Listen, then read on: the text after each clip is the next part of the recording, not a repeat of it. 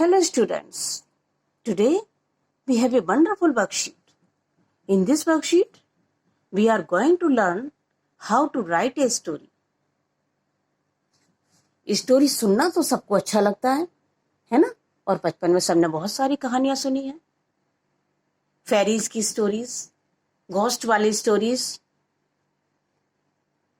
Animals वाली stories और तमाम सारी देवी देवताओं की स्टोरीज, राजाओं की, फार्मर्स की, है ना? और सबको बहुत अच्छा लगता है.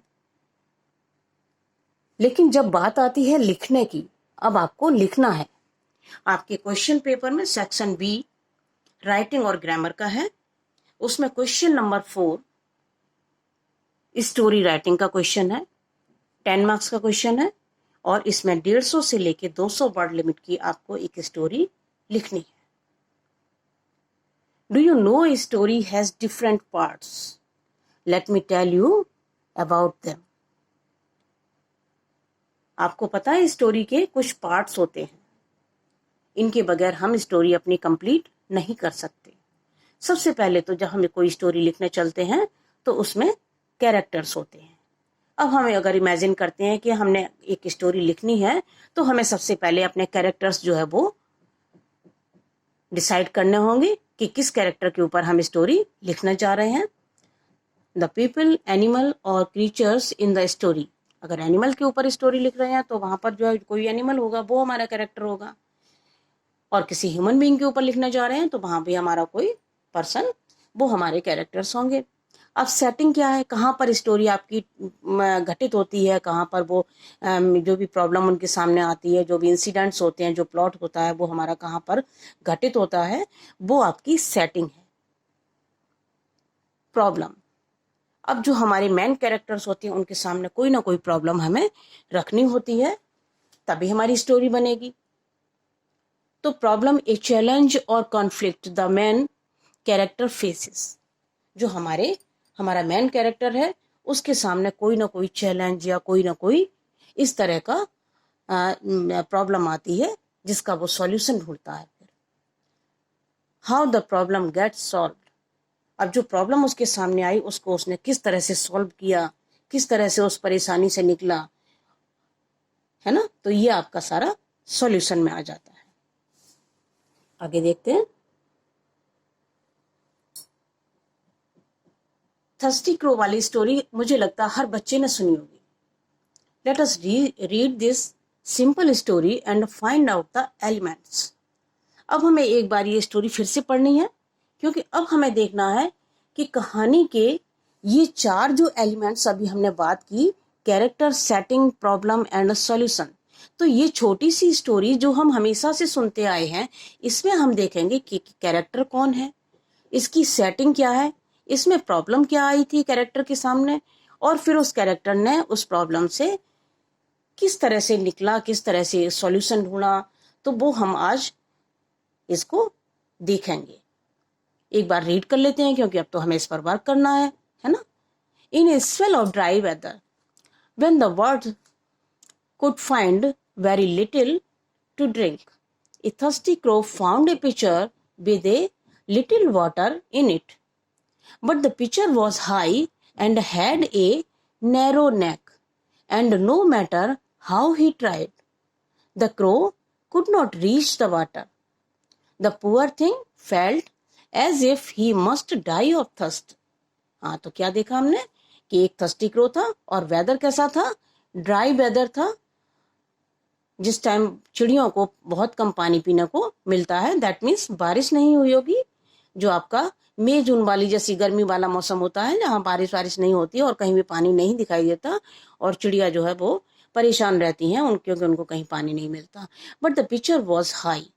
अब क्रो को एक पिक्चर तो दिखाई दिया जिसमें पानी भी था, उसने ये भी देख लिया कि पानी भी है इसमें, लेकिन पिक्चर जो था वो काफी हाई था, ऊंचा था और उसमें पानी बहुत नीचे था.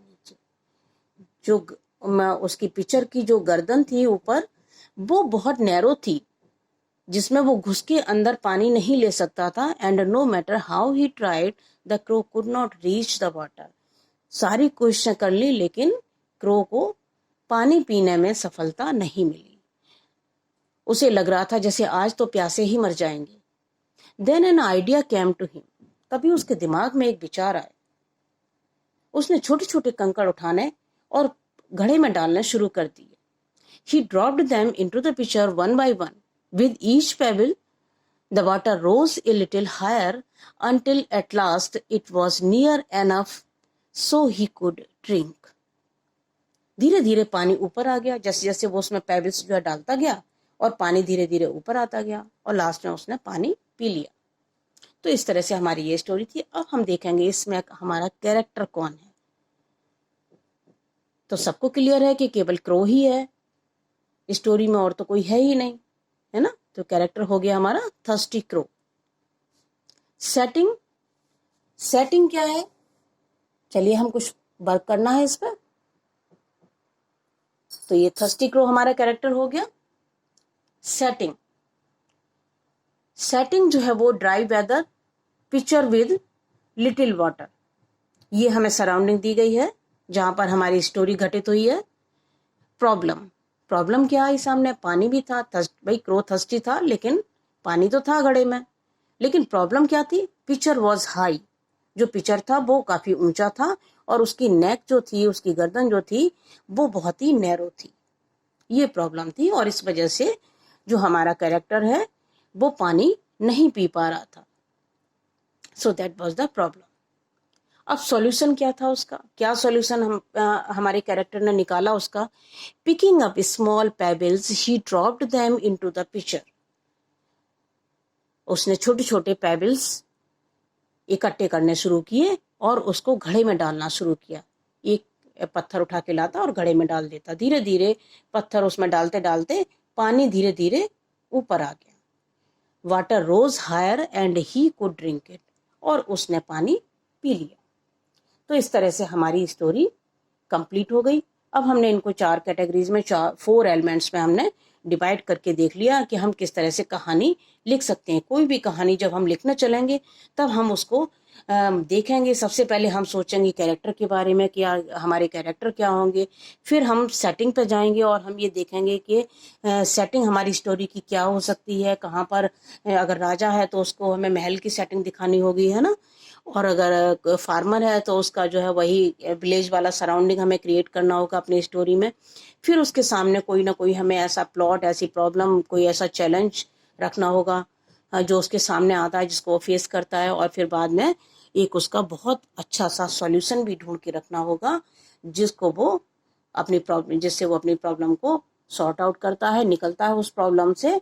तो फिर कहानी हमारी इंटरेस्टिंग बन जाती है कि देखिए ये प्रॉब्लम आई। जब हम कहानी जो रीडर पढ़ता है उसको भी लगता है उस टाइम कि अरे भाई ये तो बड़ी समस्या है, देखते हैं क्या होता है आगे, है ना। तो इंटरेस्ट बना रहता है रीडर का। तो इस तरह से हमारा ये स्टोरी राइटिंग का ये हमारे 4 पॉइंट्स हैं जिसके अंदर हम अपना जो भी इमेजिनेशन है उनको हम क्लासिफाई करके और एक अच्छी सी स्टोरी बना सकते हैं। तो सारे बच्चे अब एक स्टोरी लिखेंगे बहुत अच्छी सी, और मुझे लगता है सारे बच्चे बहुत ही अच्छी स्टोरी लिख पाएंगे, क्योंकि अब हमने किस तरह से स्टोरी लिखनी है ये हमने स्टेप बाय स्टेप देख लिया है।